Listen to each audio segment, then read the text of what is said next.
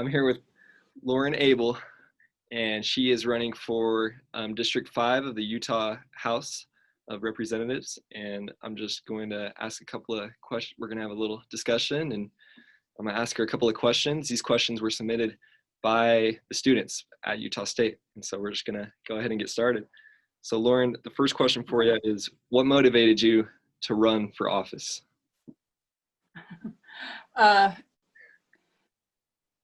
A number of things, sort of gestures vaguely at the world today. But also my opponent was going to be running unopposed if somebody didn't step up. And when I was asked to step up, I said that was not okay. Everyone should have a choice. And recently, Utahns have struggled with, I think, the voice of their representation. And across the country, this has been a persistent problem where representatives are not representing. They're not listening. They're not voting the way that their constituents want, and that's not okay. So if you find my signs around town, they'll say, "Your vote, your voice," because it's your government. Awesome. Second question for you. This one's a little bit off base, but Utah is we're known for our soda shops. Do you have a go-to drink? Drinking something right now. Wow, I don't. And now I'm suddenly feeling like I am not a good representative of Utah. I need to find a soda shop, don't I? What's the best one? Tell me. I honestly, I don't know. I've been to Swig before. I like their cookies, but I don't actually drink soda, so. I've told that they're wonderful. Yeah. Okay. That'll be my first stop after I pick my kid up today. That's where I'm going, and I'll have a good answer for that. Awesome. All right.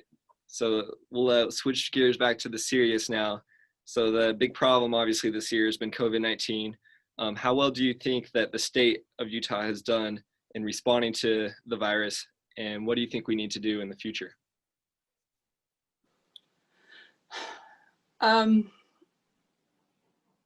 I started off very proud of our response. I thought we did a great job of getting it under control very quickly. We were doing a really good job with contact tracing initially. And then I think a lot of politics got involved, and there were, we've struggled from the beginning with the federal response, of course, everyone knows that, but Utah did a good job, I thought, of stepping up initially. And then things started to deteriorate when we reopened, much too soon.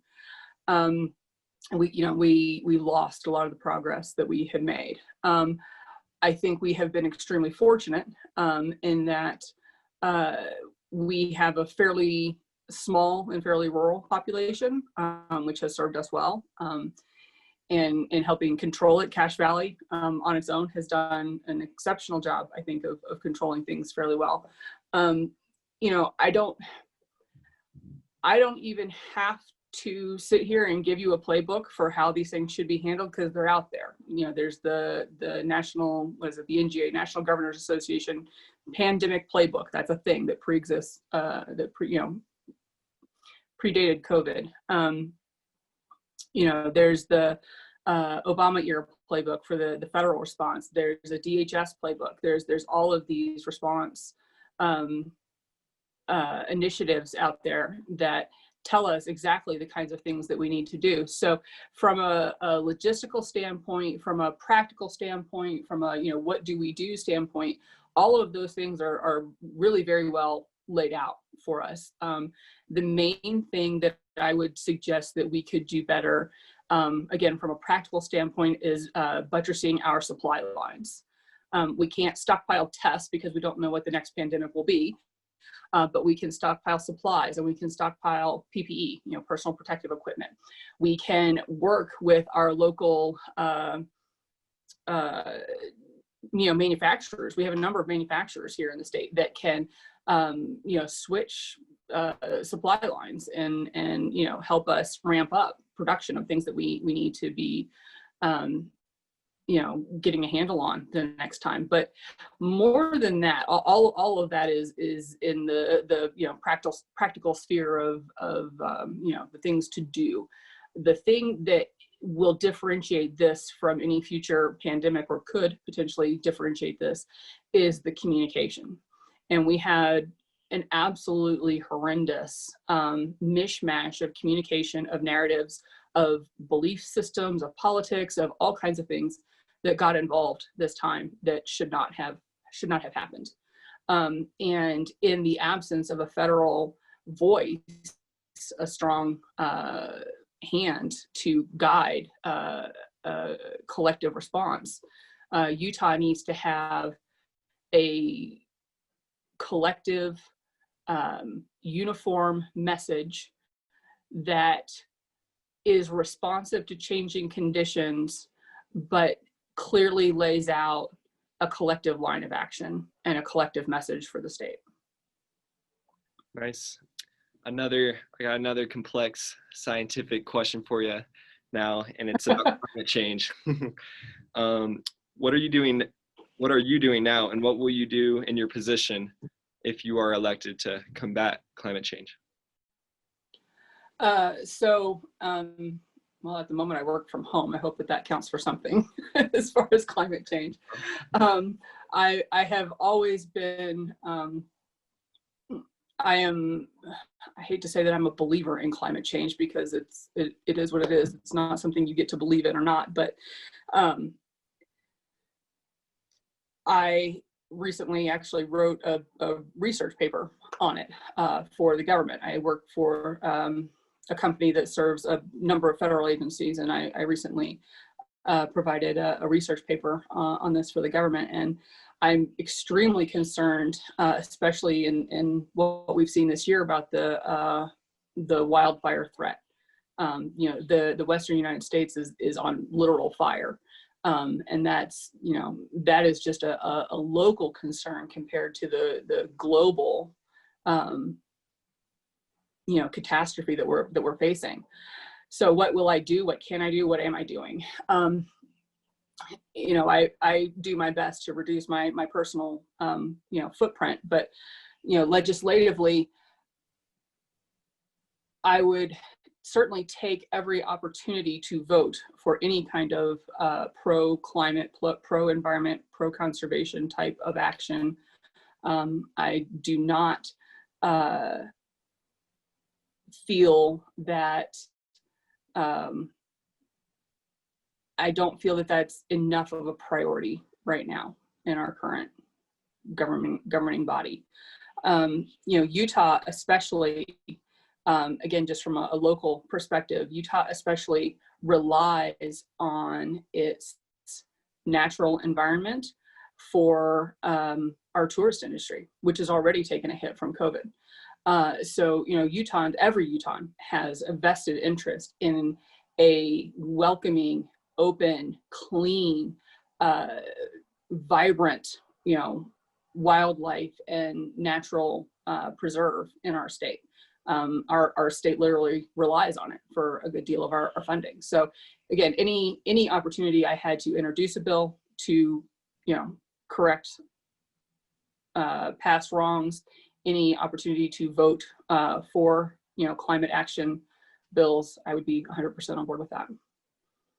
Nice. And this transitions nicely into our next question, and it's about public lands in Utah. 75% of Utah is public land. How will you address public land usage? Seems like a vague question, but I think that's a little bit of a vague question. I guess maybe maybe what do you think? Do you support that there's so much public land in Utah? Do you think there should be more privatized land? Or go ahead. No. I would very much like to think that privatizing land would somehow, preserve it for future generations, and that is just simply not the reality in our country, unfortunately. And while I don't always agree with how the federal government manages those public lands, that management does at least keep it in the hands of the public. And part of the point of government is public accountability. And the minute you put those lands back into private hands, there is no accountability for what happens to it. So yes, I'm very much in favor of keeping those public lands public, allowing public rights of way, public access, and would. I don't want to just unequivocally say I will support or not support any action that comes about as a result of that, because nothing is that unequivocal. But that in general is my stance. Awesome, Lauren. So the next question, I guess voters or students, they kind of want to know a little bit about the candidate and their interests and stuff. And so they ask that in a form of a question of what type of music and podcasts and audiobooks do you listen to on a regular basis? Okay. So I'm actually from Virginia, first of all. I'm not a native Utahn. And I am of what some people would refer to as the Oregon Trail generation. So kind of in between X and millennial. And so I listen to 90s grunge. That is my favorite type of music. I listen to a lot of old, Alt Nation on Sirius XM and that kind of thing. Mm-hmm. I do not have, unfortunately, a very well-tuned and musical ear, so I tend to kind of go with whatever's mainstream, unfortunately. My favorite podcasts right now are Sawbones, which is they call it a marital tour of misguided medicine, which is just a history of medical practice in the US and in the world, which is very entertaining. And Blurry Photos, which is what I listen to when I run. So that's fun too. What else do I look at? I listen to Star Talk by Neil deGrasse Tyson. And what was the other question? Oh, what do I read? What kind of audiobooks do I listen to? Or I guess read paper books too. Anymore. I do. I have a massive library, which is just continues to grow. But let's see, what was the most recent thing? So the most recent fiction book that I read was The Silent Patient, which is really good. And if you're into mysteries with a twist, I totally recommend it. And the most recent nonfiction book, gosh, I've been reading so much for work lately. I think it's probably the Handbook of Work Analysis. There was a book about women in data representation in science, and I can't remember the name of it off the top of my head, but that was my most recent nonfiction. So. Fascinating. So it sounds like you're well versed. You'll dip into Neil deGrasse and philosophy and get into fiction and some alt rock and stuff. And yep, I have a lot of different interests, so I do what Great. I can. So the next question for you: how obviously you're over the southern portion of Cache Valley. Correct me if I'm wrong, but so I guess you're not in the jurisdiction of Utah State exactly, but it's still they have a big part of the entire valley and stuff. So how would you represent Utah State University and the student population? That's another really generic question. I'm not quite sure how to approach.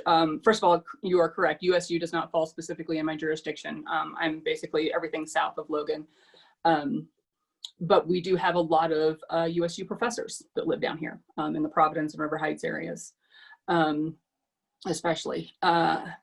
And how would I represent them specifically? One of the several platforms that I run on simply is education.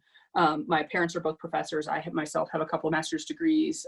I am a huge proponent of education. At one time, I was a teacher. I taught English as a second language.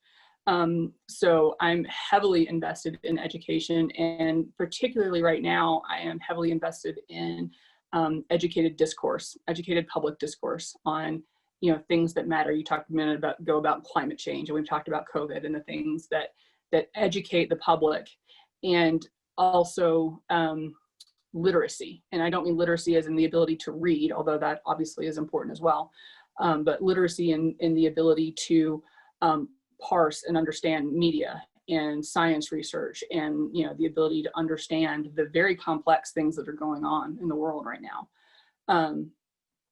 How does this specifically relate to you all? I mean,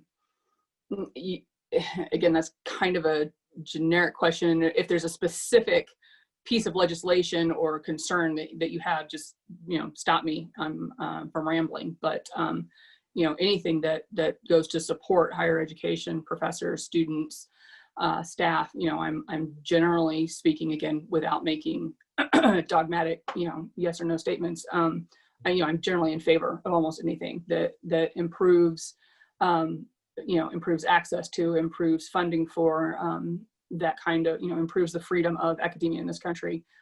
Those are all things that I'm a big fan of and will work to promote. Nice. So you're a supporter of education. Oh yeah, most definitely. Absolutely. So the next question for you is obviously another major issue in our country right now is just the racial inequality going on in our country. What is your take on that? And if you were in office, how would you address the problems locally and on a national level when it comes to racism and problems like that? I am a supporter of the Black Lives Matter movement. I was devastated to hear about the judgment, the ruling in the Breonna Taylor case yesterday. I don't have a specific plan in place at this time. It's a little difficult not being an actual member of the legislation at the moment. I don't know what is currently in the works, what's being discussed, that kind of thing. But I would be very much in favor of reviewing what I would call law enforcement allowances. On the other hand, I do work with law enforcement a lot when I work with CAPSA. I volunteer there and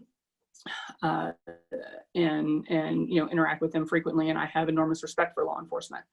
I have worked with law enforcement up to the levels of the FBI, practically my entire career. I was a law enforcement officer when I was in the Coast Guard. So I have that background, I have those connections, I have that interaction, and yet I still am able to see and be against overreach and police brutality.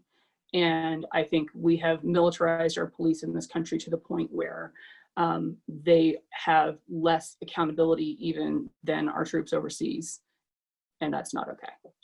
And that needs some significant review. Nice.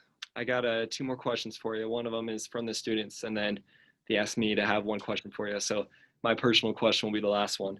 But before that, okay. This is another broad one. But if you had to condense your platform into a tweet, into 140 characters, what would you say?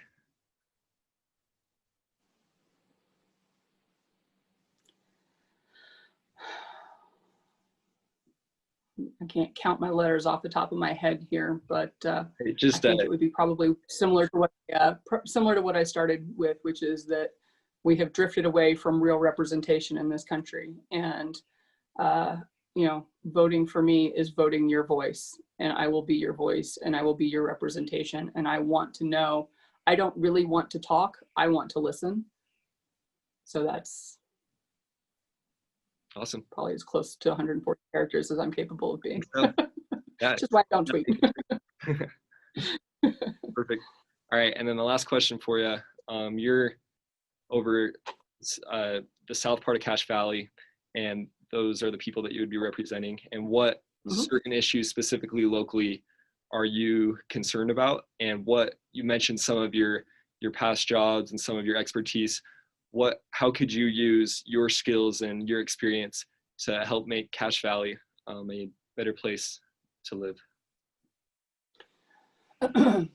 So right now, and I spoke about this the other day at the Cache Valley Chamber of Commerce interviews, you know, Cache Valley is facing a growth issue, and that is manifesting itself in a number of ways. One is a rising cost of housing that is not, and we have wages that are not keeping pace with that. That also affects our local climate, just our air quality. It affects our infrastructure. It affects demand for services in the county. And all of those things, you know, tie together in sustainable, responsible development and growth, and how we address that going forward, and how we put in place the mechanisms to address it going forward, rather than constantly being in a responsive position. You know, the valley has some natural boundaries that constrain us geographically with identity, and nobody wants to lose, you know, all that farmland that makes this place so beautiful, and nobody wants to lose the mountains that make this place so beautiful and such a desirable place to live. And the cost of living is low, which also makes this a desirable place to live and a desirable place to stay and raise a family. You know, and those are all things that drew us here when we moved here a few years ago.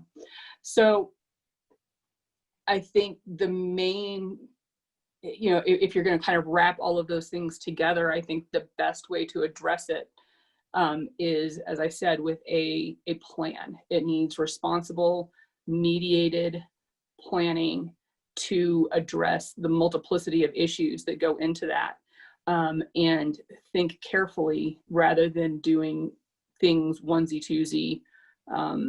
You know, sell off a plot of land here, let a developer do this there, and really think coordinatedly about how we want growth to happen and where we want it to happen and how we want to manage it.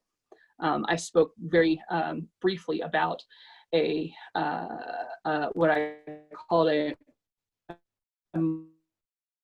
some places they call it a 20-minute community, but it allows us to balance the two demands of growth, which are density versus spread. We have limited ability to spread, but we also don't want a, you know, smog-filled, you know, city center in the middle of the valley either. So something I would like to see is a plan for infrastructure development towards a spread of micro communities that will enhance not only enhance the climate effects is not what I'm trying to say. It will mitigate the climate effects and enhance the access and ability of small local businesses to thrive, so that, you know, no offense to Walmart, but that we're not all getting everything that we get from Walmart as businesses continue to close in the valley, which is not okay. Awesome. Lauren, thank you so much for taking some time out of the middle of your Thursday to discuss with us some of the issues that the students care about. Everybody, this was Lauren Abell, rhymes with table, and she is running for the Utah House of Representatives District 5, running against the incumbent Casey Snyder. And so, yeah, we appreciate you, Lauren, and for being able to share some of your platform and some of your beliefs with us. And